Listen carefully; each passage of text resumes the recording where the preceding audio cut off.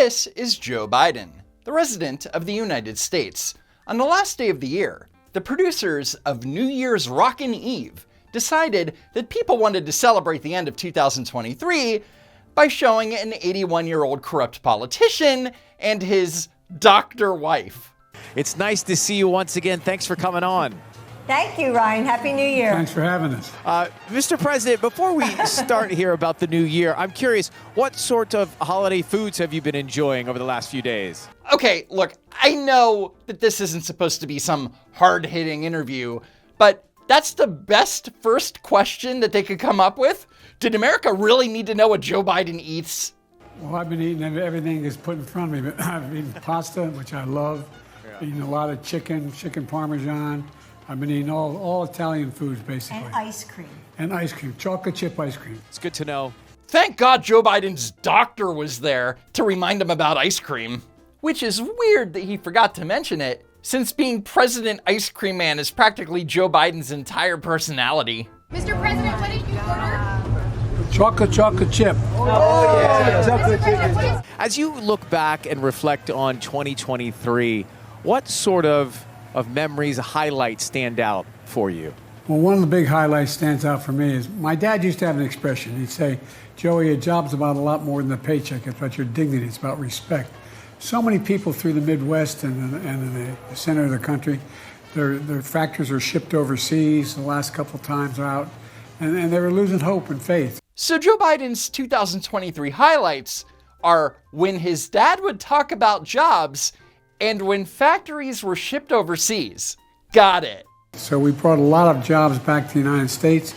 People are in a position to be able to make a living now, and they've created a lot of jobs, over 14 million. So the question was about highlights from the last year. And I can tell you with absolute certainty that 14 million jobs were not created in 2023. And as you probably know, of those 14 million jobs created during his nearly 3 years in office, only 4.8 million were new jobs. The rest were recovered jobs that were lost during the pandemic. And I guess I just feel good that the American people got up. They've been through a rough time with pandemic, but now we're coming back. They're back. They've been through a rough time with pandemic. 81 million votes, guys. Well, we've got 1 million plus people here in Times Square and so many eyes on the big ball for the big moment tonight as we get ready for 2024. What are your hopes for the new year, for both of you? Well, my hope is that everybody has a healthy, happy, and safe New Year. See, you don't have to be political on New Year's Eve. Just wish everyone a happy new year and be done with it. But beyond that, I hope that they understand that we're in a better position than any country in the world to lead the world. And we're coming back, and it's about time. Dr. Biden, your hopes for America? Be positive, be optimistic, and be kind to one another. Happy New Year. Happy New Year. Enjoy 2 scoops of ice cream tonight, both of you. Thanks for coming on. We'll see you soon. All right. Thanks. Bye. Bye. But Dr. First Lady's message quickly went out the window because days later, Joe Biden would release the following campaign ad. I've made the preservation of American democracy the central issue of my presidency. I believe in free and fair elections and the right to vote fairly and have your vote counted. There's something dangerous happening in America. There's an extremist movement that does not share the basic beliefs in our democracy. Okay, so much to unpack here. First, Joe Biden, the divider-in-chief, is comparing these white supremacists, who could easily fit under the umbrella of extremism, with flag-carrying, banner-holding Trump supporters.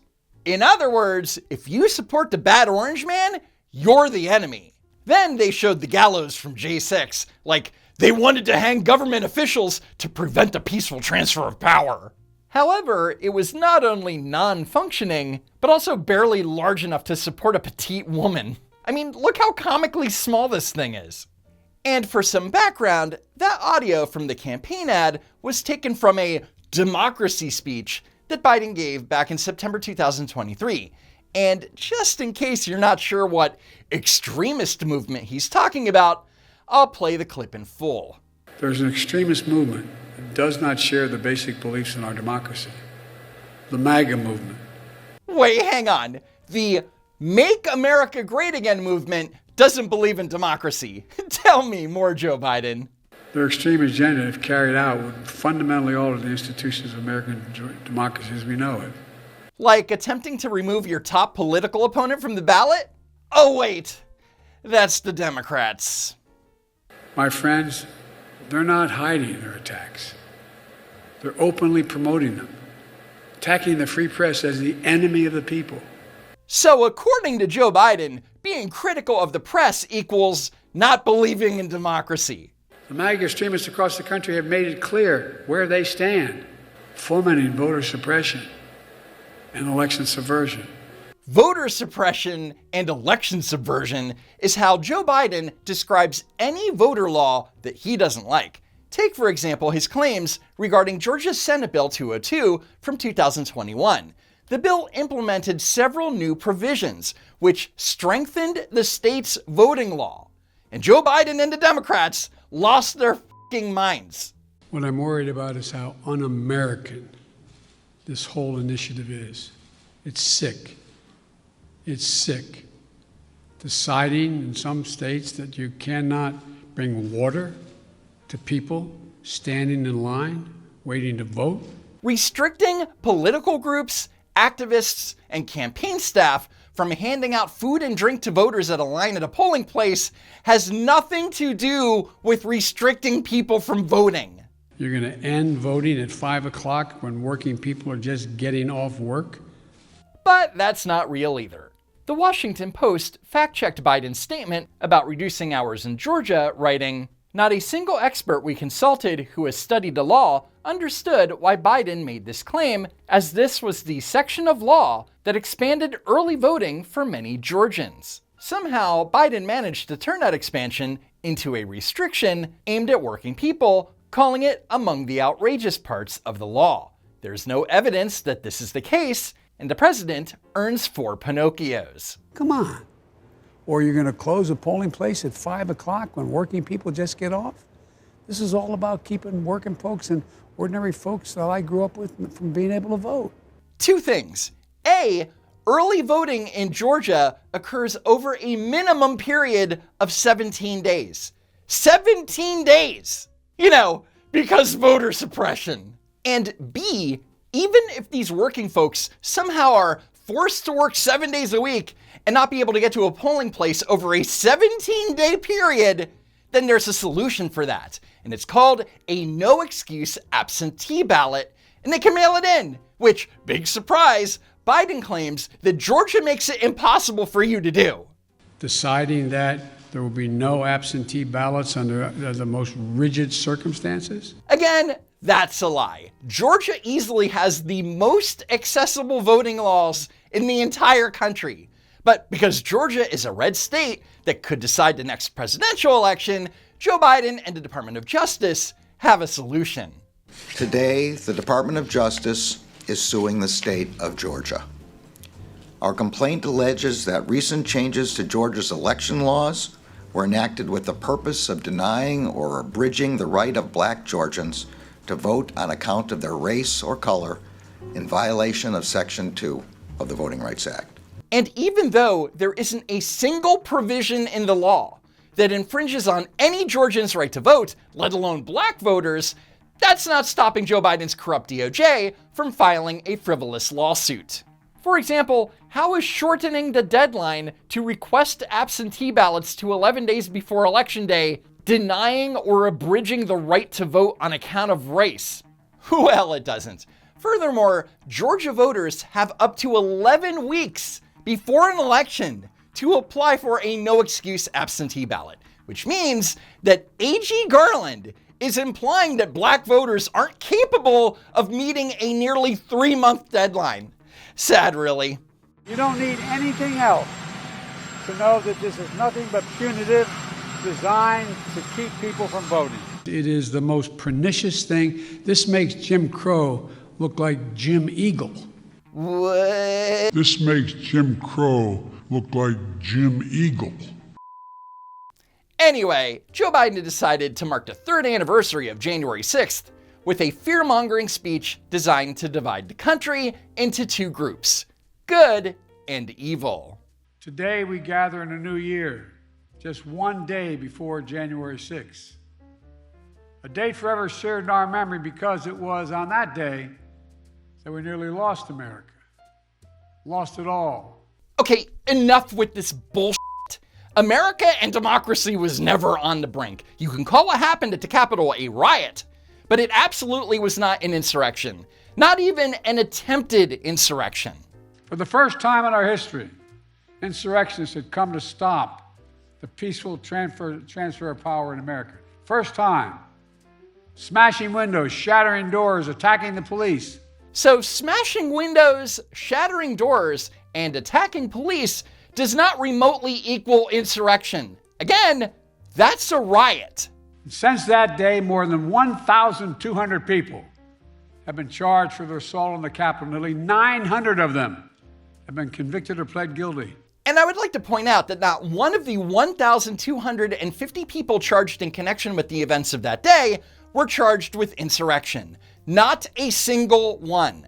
In fact, the vast majority of the charges, 1,186, are for entering or remaining in a restricted federal building or grounds, not for violence and not for assault.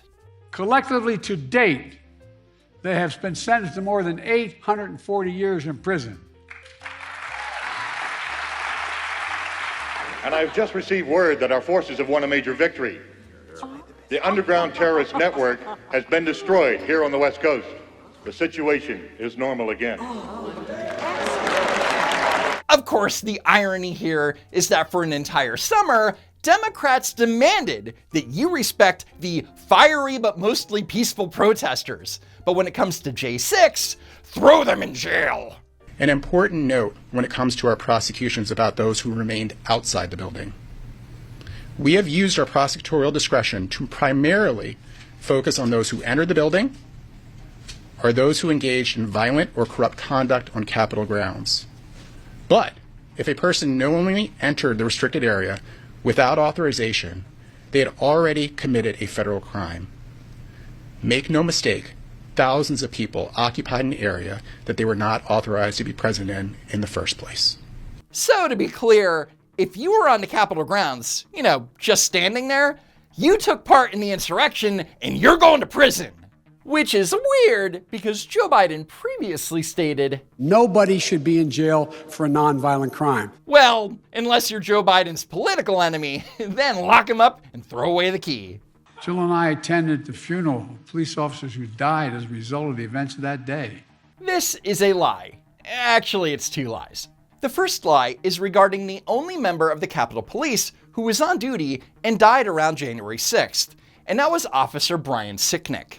According to the Office of the Chief Medical Examiner of the District of Columbia, Officer Sicknick died of natural causes, and there was no evidence that Officer Sicknick had sustained any injuries during the riot. Now, Officer Sicknick's death should not be in any way political. He should be remembered as a cop and a National Guard staff sergeant who honorably served his country. But Democrats are using him as a political pawn, and it's gross.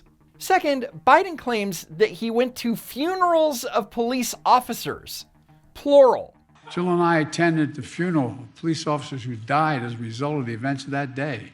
No, they didn't. The Bidens attended the viewing of the body of Officer Brian Sicknick in the Capitol Rotunda. But this is not a funeral, obviously.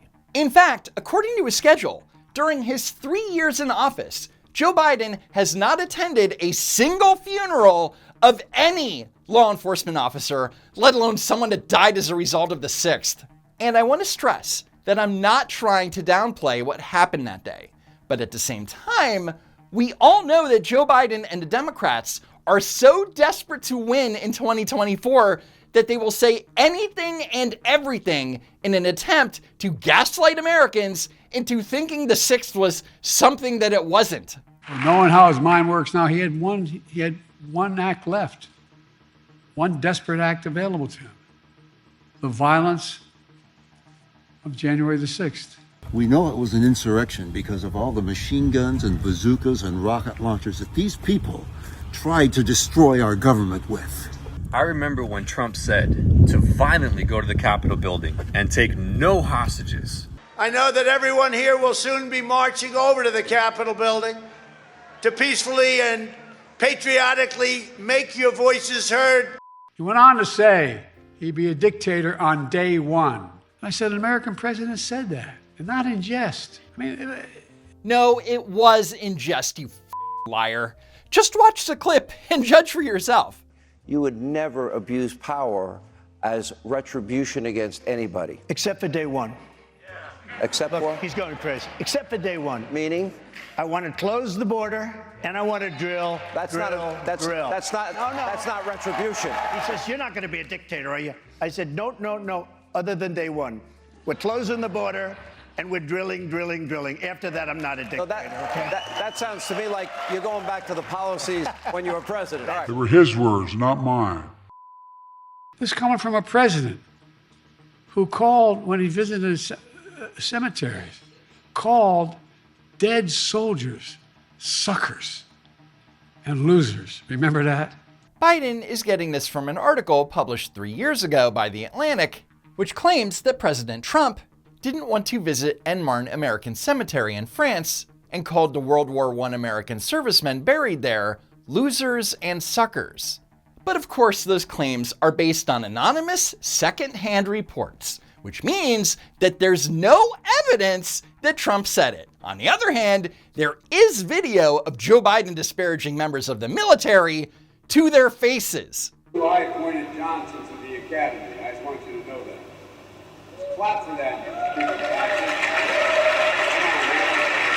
But that's nothing compared to Biden's disgraceful actions after the chaotic withdrawal of United States troops from Afghanistan, where 13 service members lost their lives. And during their dignified transfer event at Dover Air Force Base, Joe Biden kept checking his watch. He's more emotional over something that the bad orange man allegedly said than he is about dead soldiers in the here and now. Called dead soldiers suckers and losers. Remember that? So here's a question, and I want you to be very honest with yourself. Which is worse? President Trump calling World War I soldiers who died over 100 years ago losers and suckers? Or President Biden when he disrespected the soldiers that were murdered due to his incompetence by checking his watch at least a dozen times in their presence? There is only one correct answer here, and it's not Donald Trump. Everything could be in a political event, talking about book banning for the presidential election. I'm sorry, but removing genderqueer from a school children's library doesn't have anything to do with democracy.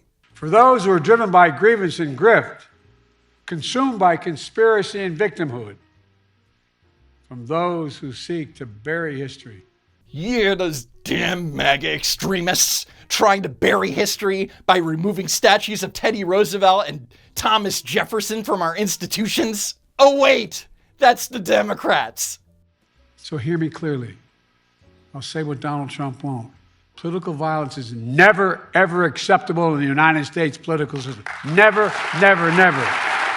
Just a reminder that it took months for Joe Biden to denounce the violence that took place in the summer of 2020, and he only did it after it started to become a political liability.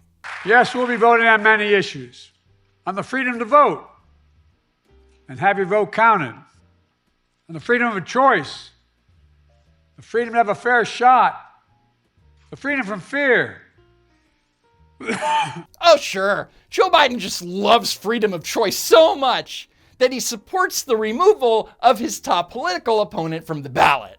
Because democracy or something. Without democracy, no progress is possible. What? You can't be pro-insurrectionist and pro-American. Better not tell that to George Washington or the rest of the founding fathers. Anyway, that's it for now. Follow me on X at Don't Walk Run, and while you're at it, subscribe to the channel. A special thanks to Poofy for her help with the script, and as always, thanks for tuning in, and I hope to see you next time, if there is next time. I understand power.